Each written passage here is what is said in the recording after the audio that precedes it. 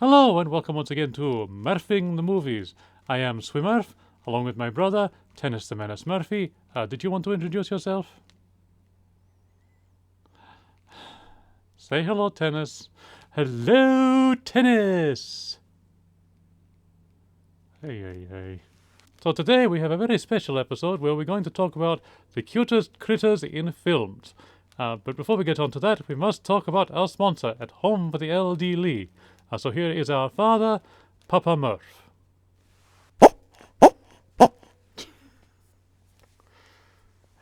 That'll be fun for them in the edit suite.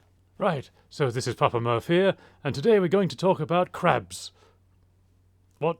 No. I meant the animal crabs. I don't mean the ones that Gene Simmons spreads everywhere. Oh, dear me. Okay, anyway, I'm here to do the sponsorship announcement, so I guess we'll skip the crabs and go straight on to sponsorship. All Murphiverse programming is brought to you by Home for the LD a wonderful company based out of Western Australia. They sell laserdiscs, CDs, and HD DVDs. And if you go to their wonderful website, which is on the screen now, you can get a 20% discount if you put in the code Murph. That's right, as in Papa Murph. That's me. So yes, check out Home for the LD. They are wonderful. And yes, back to the show. And don't worry, I won't talk about crabs, I promise. Now, there have been a lot of cute creatures in films over the years. And just to cover this before we get into it, we're not covering anything with apes in it or monkeys, just because it would be a bit too... The list would be far too long, because let's face it, we're all adorable. This is also not a ranked list or anything like that. We're just going to go through a few of them, and then we'll do a bit of a review of the film, and yes. Up first, we're going to actually have a guest. It's another one of our brothers. To give you his name would give away what we're going to talk about, so just come up here.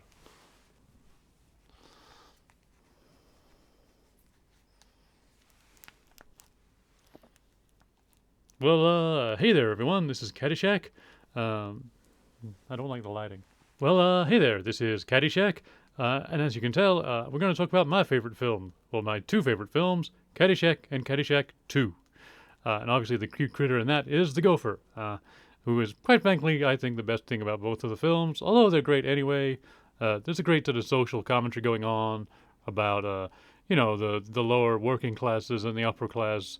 And the working class trying to get in. I kind of think of it as like a Marx Brothers movie, but sort of in the 80s. So yeah, it's a great film. You should all go check it out. And yeah, but let's look at that cute little critter, the gopher.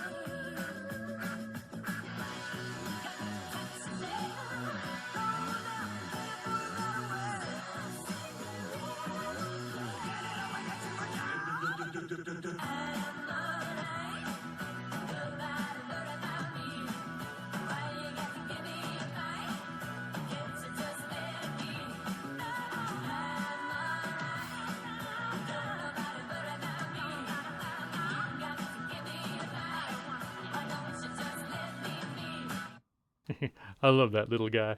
I'm all right. Nobody worry about me. So yeah, the film kind of touches on, class politics and lots of stuff that you think's probably a bit heavy for that kind of a family friend. Well, it's not really that family friendly. It's kind of also a sex comedy meets family friendly. The gopher parts are kind of family friendly. His relationship with Bill Murray's character, that's kind of reminiscent of a sort of Bugs Bunny and Elmer Fudd kind of situation. So yeah, that's kind of very much for the kids. But then you got Rodney Dangerfield making really kind of sexual jokes. Also a lot of sophistication going on. I think that the whole thing of the Jewish family trying to work their way into this club, and all of that. And it's kind of replays in the second film, except in that one.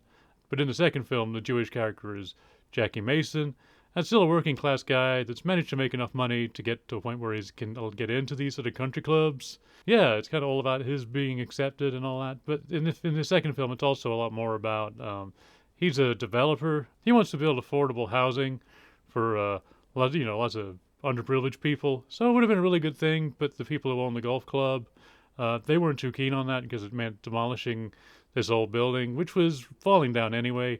But you know what they can be like sometimes. And it's great to, well, I think it is great to, keep old buildings around because it's really cool. But if they're already falling down, there's not a lot you can do about that.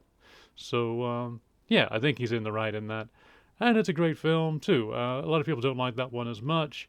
I kind of find his character more relatable than I do Rodney Dangerfield's. Probably because he's a bit less of a horn dog, if you know what I mean. So, yeah, that's The Gopher. That's Caddyshack 1 and 2. We're going to give Caddyshack, not me, the film. And we're going to give Caddyshack 2. Now, me personally, I'd give both 5, but yeah, I was outvoted. So, yeah, that's my bit for this episode. Great seeing you all. Well, for you to see me, I guess. I can't see you. So, yeah. I don't have a sign-off because I'm new to doing these videos, but, I'm alright. Don't nobody worry about me. Up next, we're going to talk about Star Wars. The whole saga. This is, movies and TV shows and all of that, with mostly coming films, but we just wanted to include for TV shows because of one little guy. You're from maybe. Not a pet.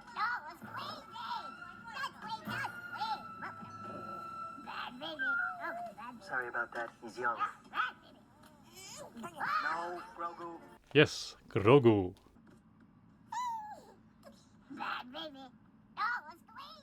He's too little to operate this. No. So what do you think? Grogu is too young to operate heavy machinery. No. What do you mean, no? No. I think he's saying he's old enough to operate it. Yes. Get him out of there. No. Come on. Hey. Would you look at that? Yes. Yes, what? Yes. Yes. Yes. Yes. Yes. Yes. Yes. Yes. Yes. Yes. We just really wanted to include him because he is, this is about cuteness of creatures, and he is certainly very cute. So, yes. As for the show itself, I think it's for the best thing they've done since the Return of the Jedi. There's been a lot of really, really bad films, and the whole prequel thing was mostly shit. So, yes, I have stepped in better films than that. So, but some people like them. I know that, some people may even want me to put Jar Jar Binks on this list. That is never going to happen. No, I think Tennis would crucify me if I tried to include Jar Jar Binks if I would do that, which I wouldn't anyway. So Grogu is still something of a mystery. We know he is part of Yoda's species. Yoda appears from the second film, which is actually the 5th film. I think it's 5th? Yeah, 5th. I lost track because it started off, so it was Star Wars, Empire Strikes Back, Return of the Jedi, and now it is, the 3 before that, and then it goes, in Star Wars is now A New Hope. So, I do get confused with that. But, yeah, so Yoda himself is quite cute, I think. Do or do not. There is no try. As for Grogu, he is in the Mandalorian TV show, and there is a film coming up. So I look forward to seeing that, because I really enjoyed the show. We all enjoyed the show together. We watch it, maybe not on, we don't have Disney Plus, so we have to watch it another way. And we're not going to talk about that, because it might be very slightly illegal. It shouldn't be, because they're ripping people off on this fucking Disney Plus bullshit. But, yes. But I think the original Star Wars movies, they were kind of inspired by a combination of, obviously, science fiction, but also westerns. And also, quite a bit of it came from samurai films. And so they went back to the samurai ideas for the Mandalorian. And they found a story about this samurai warrior who finds a child and looks after him. And that's basically what the Mandalorian is. It's just that in space. But it is done really well. And I think that unlike the prequel series, they decided to go more for practical effects rather than CGI. CGI can look amazing, but usually it doesn't. So, yes, I think they did the right thing with Grogu making him a puppet. Now, we're not going to rank everything or even, review everything that's in the Star Wars series. We're just going to go quickly through the main films. So we have... Yes? Haven't you forgot something? Or rather, someone? I just don't think that one really works, I think that, it's... Who writes these reviews? Fine. Okay, so Tennis wanted to include this one. I was on the fence about it because I don't think it really makes sense. But he's found this clip that I think proves his point, at least as far as he's concerned. Apparently, he says Chewbacca is adorable. So I don't know. I personally find Chewbacca not so much. But I don't know. Have a look at this clip.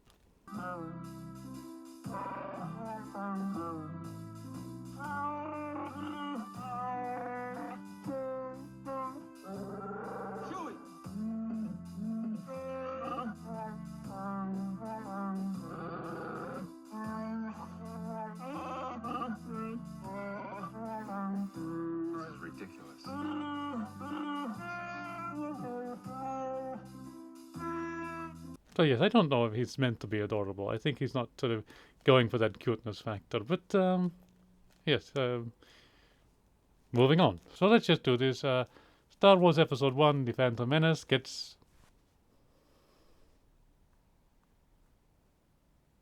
Star Wars Episode 2, The Attack of the Clones gets... Star Wars Episode 3, Revenge of the Sith gets... Star Wars Episode 4, or Star Wars, or A New Hope, as it's sometimes called. Then, of course, you have Episode 5, which is Empire Strikes Back. And, of course, Return of the Jedi. So, yes, and obviously there are the new sequel films, which we haven't seen all of, and plus, the Han Solo one, and Rogue One, and there's various others that we must admit we've not seen them all, because there is a lot of them, and we were honestly put off by the prequel series, so yes, we may give them a chance now that we've watched The Mandalorian, which is really good. And speaking of The Mandalorian, it gets... So, yes. We forgot to mention the Ewoks, also very cute.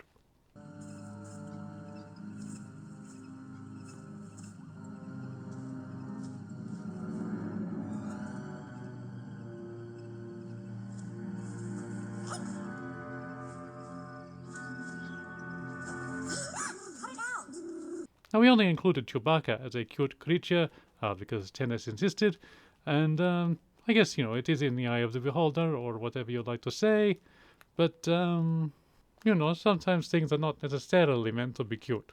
They just turn out that way, and I think that this is the case with the Ghoulies movies. Unfortunately, there will be some surprise guests. They have very bad manners. And they have no respect for privacy. They'll wake up the neighbors. What the hell's in there? And they never take no for an answer. Oh, man, that chick is really a screamer. Ghoulies, once they show up, you can never get rid of them.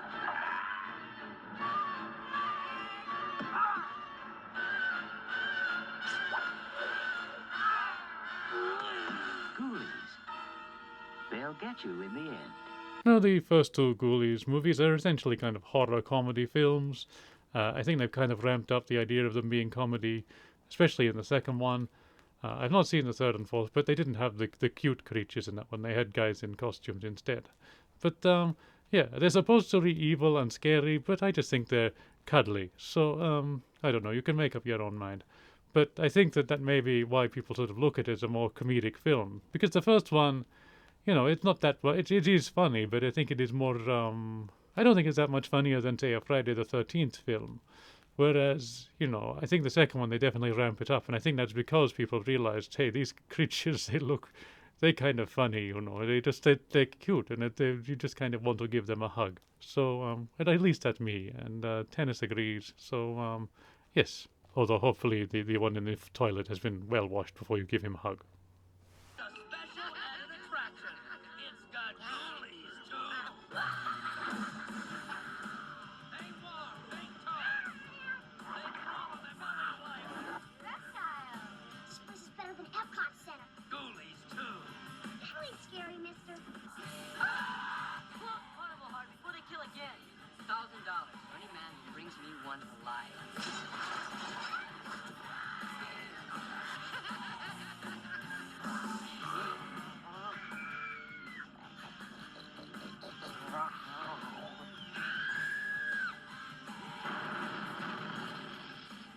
Just when you thought it was safe to go back into the bathroom, ghoulies, too. They'll get you in the end. Again. So we're going to give Ghoulies 1, which is, well, we should probably talk about the plot a little bit, but basically in Ghoulies 1, these bored teenagers, they decide to have a sort of a seance to try and raise some demons, and it doesn't really work. Well, they don't think it does, so they just sort of leave it. And then the ghoulies show up, and they cause all kinds of chaos. And yeah, it's an interesting film. And we're going to give that one. And then we have the second film, where the ghoulies take over an amusement park. And this one, they really lead more into the comedy. And personally, I think that it's probably a bit controversial to say this, but I enjoy that film more. I think that it's funnier.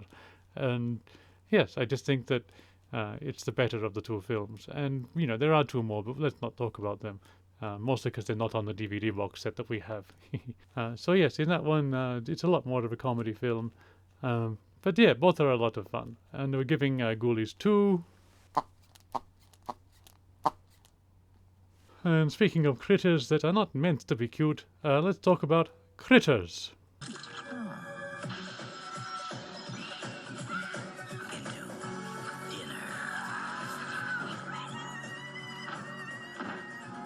Critters, too. I can't hear you. Anybody out there hear me? We need a sheriff. Go check the yellow pages.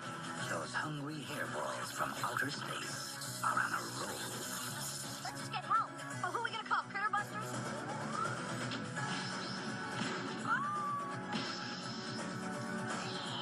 These guys are great. And they'll eat anything. We're going to end up with Mara's leftovers. And again, much like the Ghoulies, they're kind of designed to look evil, but they don't. They just kind of, there's something sort of vaguely, you probably wouldn't want to hug them as they are essentially covered in nails, but nevertheless, there is just a cuteness factor to them. They're kind of cheeky and mischievous, and despite being evil, I still think they belong on this list. As for the films, there are 4 or 5 of them. I lose track. I think there's 4 originally, I think there's 4 originally, and then they made a newer one a few years ago. I've seen all 4 of the originals, and I'd probably put them all on the same level. It's basically the sort of a space thing where they come from space, and these bounty hunters come looking for them. I think that's at least for the first 2, but they all sort of blend in together. And there's bits that I would say I remember as being part of the second one that were in the first one, and vice versa. And then the third and fourth one, they kind of blend in with each other as well. They kind of going into more of the first 2 are more of in a rural area, and the third and fourth they go into more of a city type of place. Those 2 kind of blend in as well. But that's probably because I watched them back to back, and I was the one looking at the sofa. So we're not really going to rank each movie separately because we just sort of think of it as an ongoing story. And yes, so we're going to give Critters as a series. And something that is kind of connected to the last 2 is Gremlins. Now, obviously, the Gremlins themselves, I mean, you could maybe find them cute. As we say, it is subjective. But the cuteness, obviously, in this film comes from the Mogwai, Gizmo. And in many ways, Gizmo is kind of a hairy Grogu. What is it? No. It's your new pet. Come on, Barney, be a good dog.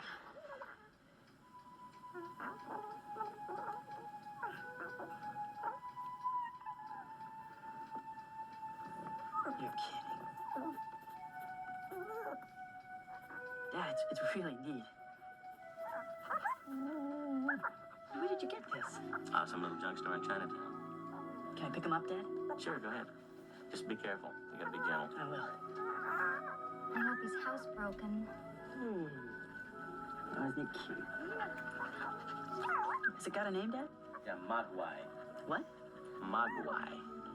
I don't know, some Chinese word. I just call him Gizmo. He seems to like it.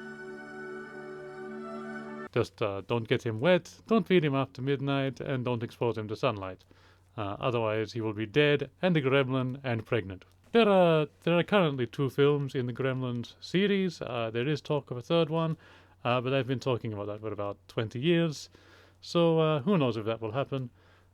Both are great films, and the reason I say that these are connected to the Ghoulies and Critters is that they were all made, at least the first in each series, around the same time.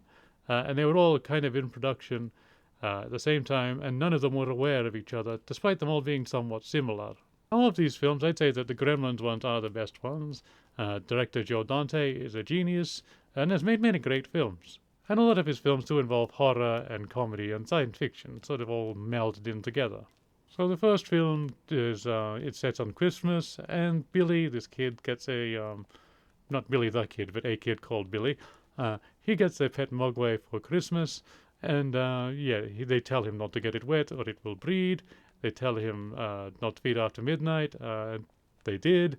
Well, they snuck some food. Because after they breed, they kind of had to keep an eye on them all. So that's what happened. And then they turn into the Gremlins, and yes, they become the scary things. So we're giving the original Gremlins film. And then the second film, the Gremlins take over a television station. So it's a lot more of a comedy film. I would compare it kind of to a kind of horror version of the Muppets. And in the original edit of the film, there actually was a big meaty puppet known as Hulk Hogan. But I believe he's been edited out of some versions of the film. Not because of anything. He wasn't edited out because of anything controversial, although there are many controversial things about him. Most of those hadn't happened yet. I just think they thought that he wasn't really a big enough star to warrant the cameo, and it doesn't really affect the plot in any way anyway. But maybe that could be a video for Hans at some point to go through all of, yes, the awful and weird and strange things about Hulk Hogan. And here's the one thing in this video that I'm going to say. If you find Hulk Hogan cute, I think that maybe a trip to the optometrist. What did they say? I should have gone to the optometrist. I'm not going to give them their name because they don't give us any money. If that particular optometrist wants us to mention them, they can give us the money, and then I will say the line. So yes, Gremlins 2, another great film. I don't know if I'd say it's as good as the original, but it's still a lot of fun, so we're going to give that one. And for the last film, we're going to talk about something that unfortunately also belongs to Disney, but at the same time I don't really think of it as a Disney film, because it wasn't released everywhere as a Disney film, and it doesn't really feel even remotely Disney-ish. So, yes, of course I'm talking about Flight of the Navigator, and the cute creature is the Puckmarin. I chose you. Why me? Okay,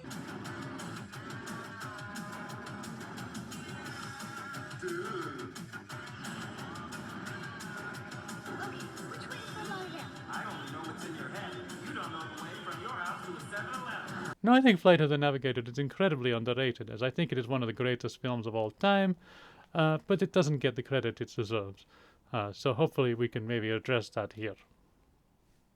The film is about a boy called David, and he goes missing as far as the rest of the world is concerned. As far as he's concerned, he's had a fall somewhere in the woods near his house, and doesn't really remember what happened. It turns out he was abducted by alien, well, sort of a spaceship. There's no real alien. Well, I guess there is aliens on board, but it's not the people that are running it. It gets confusing in that regard. And when he gets home, he finds there's other people living in his house. He cannot find his family. Eventually, he gets in touch with the police, who do find his family, but they are all considerably older. And it turns out that quite a few years have passed, when he thinks it's just minutes. Yes, it turns out that this super intelligent spaceship had picked him up. Well, you can see the movie for yourself. I'm not going to read out the whole plot to you. But the spaceship sort of needs him again because there's some coordinates in his brain. So he gets picked up again, and they kind of go on this adventure across the USA. And it's a lot of fun. It's a great sort of sci-fi romp. And of course we meet the Puckmarin, who is one of the other people on board the ship. But we're going to give this film So yes, that is our show about cute creatures in films, and I guess also a TV show as well. We could have done more, and maybe we'll do another follow-up to this at another time.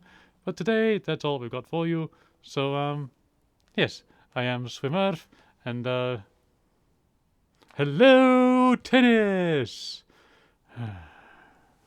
Hey, they forgot to do the outro bit, so I guess I'll do that. What do I have to say? Oh yeah, don't forget to check out our sponsors at Home for the LD Lee. Don't forget our website. That's at the bottom of the screen now. What else? Oh yeah, like, subscribe, comment if you want to. Probably a nice comment would be nice, but I don't care. You can say whatever the fuck you want. So, yeah, that's the show, and I'm all right. Nobody worry about me. So the thing about the hermit crab, of course, is that... all right.